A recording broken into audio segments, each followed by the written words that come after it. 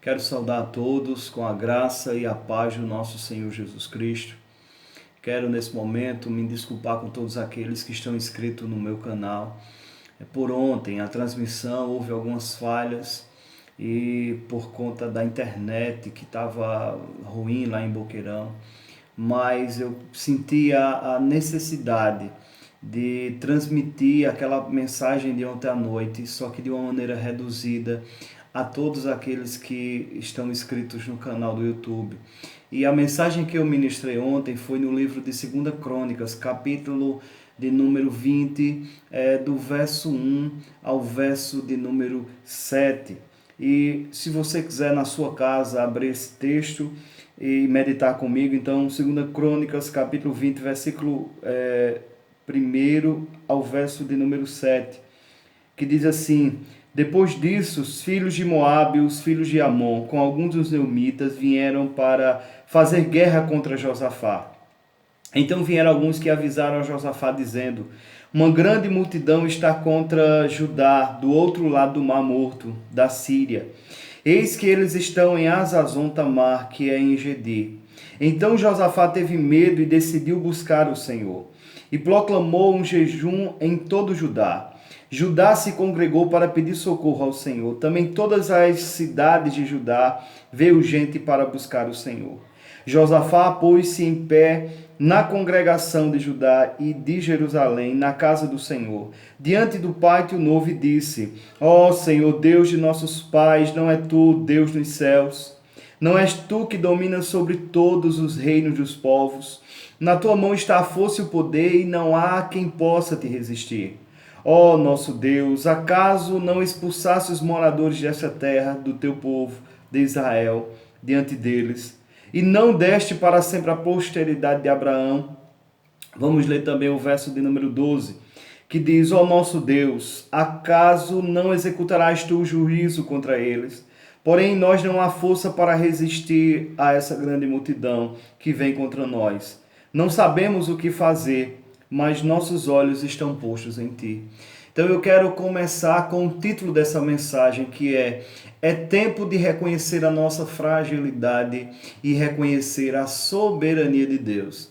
Uma das grandes lições que tiramos dessa pandemia, desse sofrimento ao qual estamos enfrentando, é exatamente a total incapacidade humana, até para respirar, até para andar, até para viver de uma maneira geral. Então, vivemos um momento muito difícil e inesperado, pois jamais pensaríamos que um dia estaremos enfrentando uma situação como essa. Quem jamais pensou que enfrentaria, que o ano 2020 seria um momento tão difícil ao qual estamos enfrentando? Mas notem, uma situação muito difícil também enfrentou o rei Josafá, pois, como diz o texto bíblico, uma grande multidão vem contra ele e agora o rei precisa tomar uma atitude certa. O rei precisa tomar a atitude e ele toma a atitude certa, que é buscar ao Senhor. Veja, ele se dispõe a buscar ao Senhor, convocou um jejum em toda a terra de Judá. Então veja, meus queridos, assim como o rei Josafá tomou a atitude correta de se buscar ao Senhor, de clamar ao Senhor, sabe qual é a sua atitude? Sabe qual deve ser a nossa atitude? Buscar ao Senhor, servir ao Senhor, jejuar, orar, se deleitar na palavra de Deus, confiar no Senhor. Tome a atitude correta de servir ao Senhor. Não pense que o mundo é uma colônia de férias. Não, depois que Adão pecou, com isso vieram as enfermidades, com isso vieram o choro, com isso veio a morte. Quantas pessoas, quantas famílias estão sepultando os seus entes queridos? Quantas famílias estão desesperadas por perder os seus parentes? Sabe, tudo isso é consequência do pecado de Adão, tudo isso é consequência de um erro. Então, nós não podemos nos desesperar, temos que bater na porta certa, e essa porta é o Senhor. Só Ele pode mudar a nossa sorte. Então, nesse texto, eu quero destacar algumas coisas que eu acredito que é de fundamental importância para nós. Primeiro, o rei busca socorro naquele que realmente tem o controle de tudo. Está aí no verso número 3.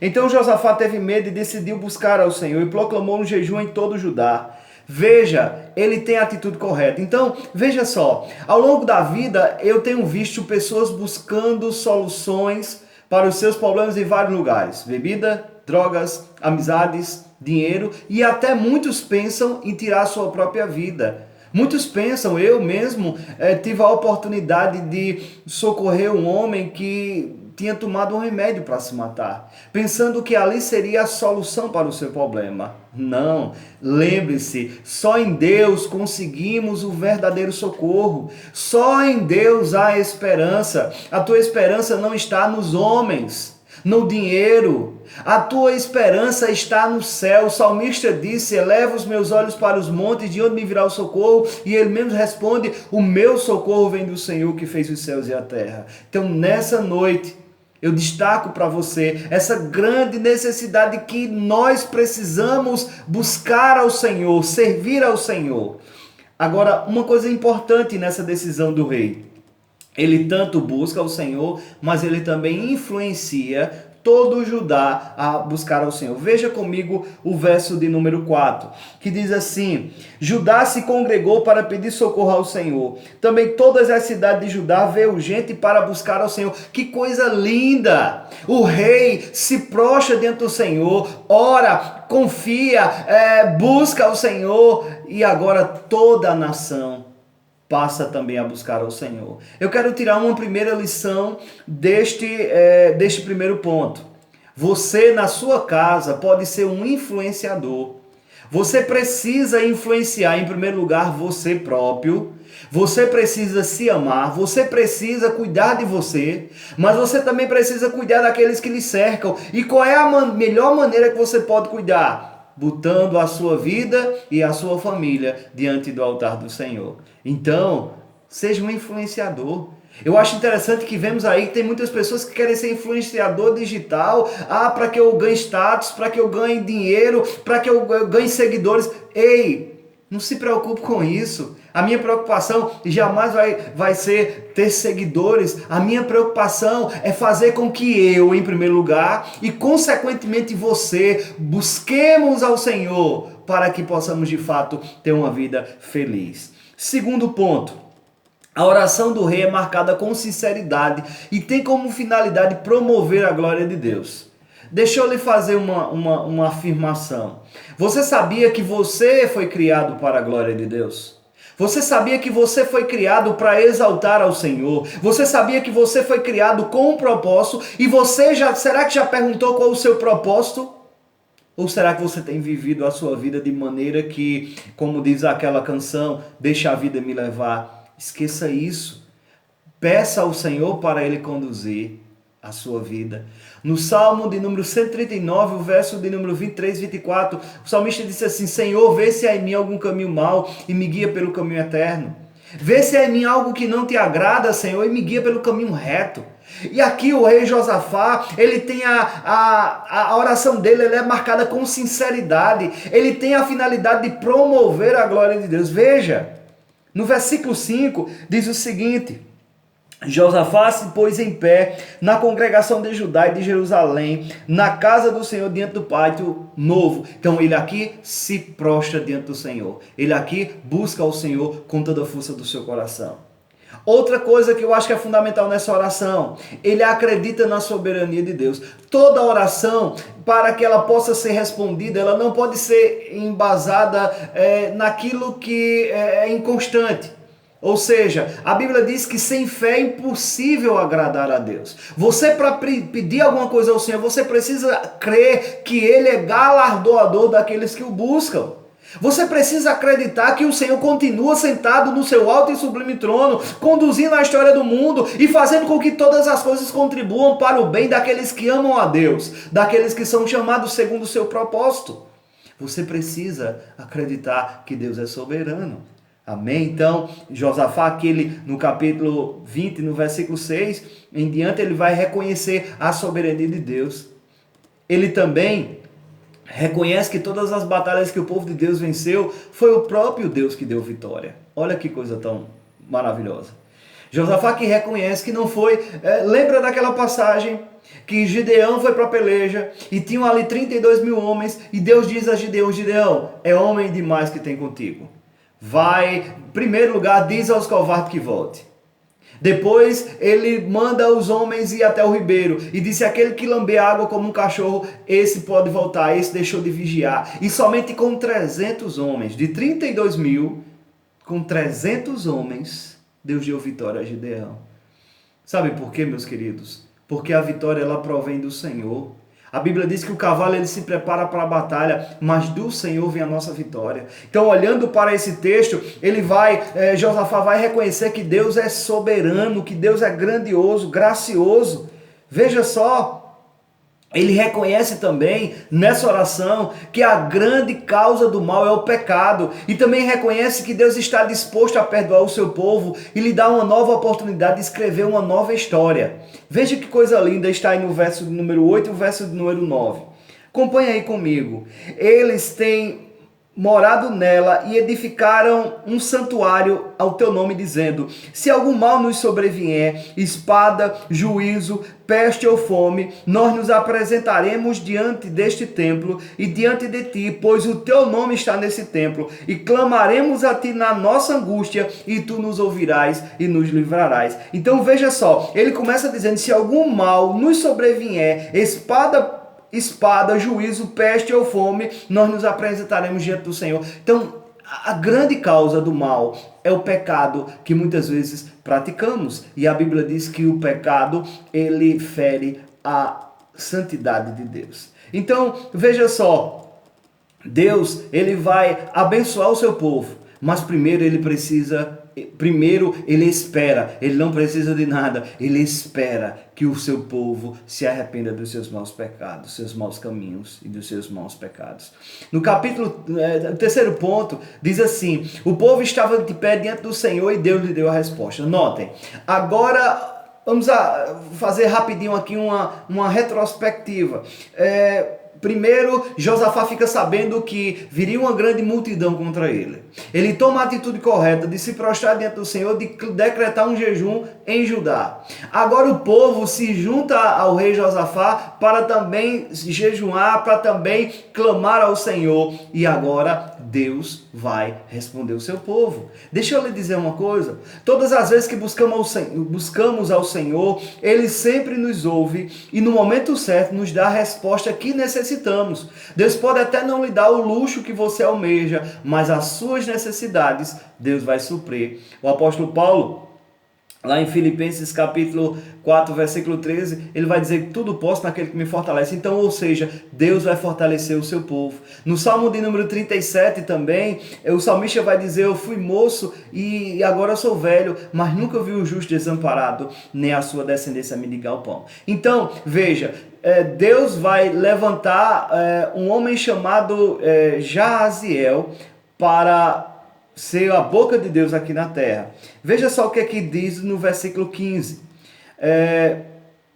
Assim vos diz o Senhor, não tenhas medo, nem fiqueis atemorizados por causa dessa grande massa de gente, pois a batalha não é vossa, mas de Deus. O povo congregou, se juntou para buscar ao Senhor, e Deus agora vai responder, eu é quem dou vitória ao meu povo.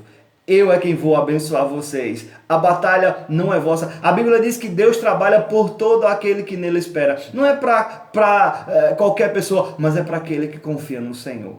Amém? Ele ainda declarou no versículo 17, o profeta chamado Jaziel, não tereis nessa luta de pelejar, tomai posição, ficais parado e vede a grande salvação da parte do Senhor ao vosso favor. Que coisa linda, irmãos. Saber que Deus, quando nós buscamos, 2 Crônicas 7,14 diz, se o meu povo que se chama pelo meu nome se humilhar e orar e me buscar, se converter dos seus maus caminhos, então ouvirei dos céus, perdoarei os seus pecados e sararei a sua terra. Amém? Então, para que você tenha paz, para que você tenha a verdadeira felicidade, é necessário, de fato, buscar ao Senhor com toda a força do seu coração. Quarto lugar, Josafá se prostra em adoração ao Senhor, mesmo antes da batalha vencida. Aqui é uma atitude de fé. A batalha ainda estava por vir, Mas no versículo de número 18, acompanhe comigo aí da sua casa, no versículo 18 diz assim: então Josafá se prostrou com o rosto em terra, e todo o Judá e os moradores de Jerusalém também se prostraram diante do Senhor e adoraram ao Senhor. Veja, eles adoraram a Deus mesmo antes da batalha ter sido vencida. A Bíblia diz, olha só, a Bíblia diz que a fé é o firme fundamento das coisas que não se vê e a certeza daquilo que se espera. Então, a Bíblia diz também que Abraão, ele acreditou, já sendo velho, mas ele creu, e isso foi lhe imputado para a justiça, ou seja, Abraão confiou no Senhor. Ele esperou até contra a própria esperança. Então, é um momento de dificuldade, claro, todos estamos enfrentando, estamos confinados dentro dos nossos lares, saímos o necessário, né?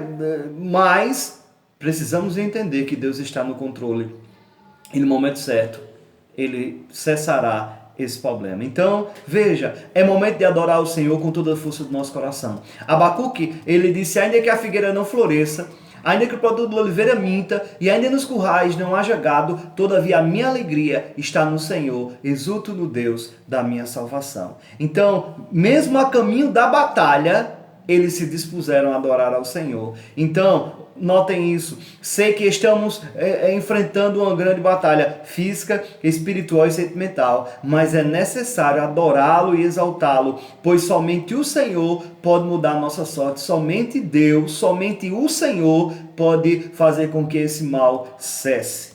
Quinto e último lugar, Deus transforma aquilo que estava perdido em uma grande vitória. Está aí do verso 22 ao verso 25. Então, 3 coisas eu destaco nesse quinto ponto. Primeiro, o texto é bem claro: tendo eles começado a cantar louvores. Então, quando o povo de Deus começou a adorar, quando o povo de Deus começou a exaltar ao Todo-Poderoso, a Bíblia diz que Deus permitiu que os inimigos, olha só, aquela grande multidão que diz logo nos primeiros versículos do capítulo 20.